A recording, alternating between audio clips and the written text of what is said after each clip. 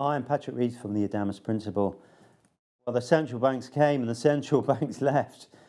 What does that mean? What did it mean for the dollar? Not that much, actually. So we had the big one, we had the FOMC. Dollar was long into it. They were expecting some lift from the dots, the votes, but they didn't get it. Now, projections were higher. CPI, especially in 2021, much higher. GDP or growth much higher. But the all-important dots, they stayed the same. And this is why dollar positioning into the Fed was long, but they got cut short after the event. So that's why you had dollar selling after the event. The Bank of England on the Thursday pretty much did exactly the same. They channeled a similar kind of move. Not really concerned about the yields. Now the yields are just going on an absolute scream. 10-year 1.7 and beyond, 30-year getting and firmly above that 2%. So really is all to play for. There's no stopping across the curve yields just taking hold of this inflation story. Now, let's just have a look at our first chart, euro dollar. So this is euro dollar on the daily. Now, this level at 23, it's a minor fib, it's 23.6%.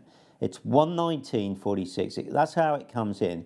Now, this has been awful for traders to really nail their view on the mast. It's been very, very difficult. Chop City.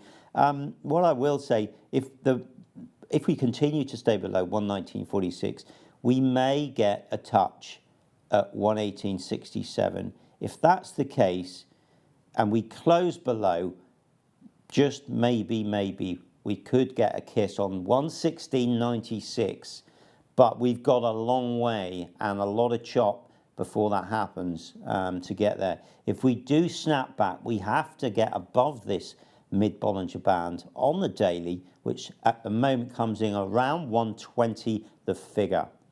All to play for, really, all to play for. Next chart, please. Right, if you talk about 10-year yields, you've got to talk about stocks, i.e. the S&P. If you've got to talk about stocks, you've got to talk about dollar yen. They are all best mates at the moment, and they're going one way, and that way is north, right? However, there is a fly in the bowl of cherries for the dollar yen bulls, and that is in the shape of an exhaustion flag, okay? 108.61 has to break. If it does, we could hit the target, go past that into the big one, which is 108.01. Call it, 108.01, yeah. Call it that. That will be somewhere where bulls might come back.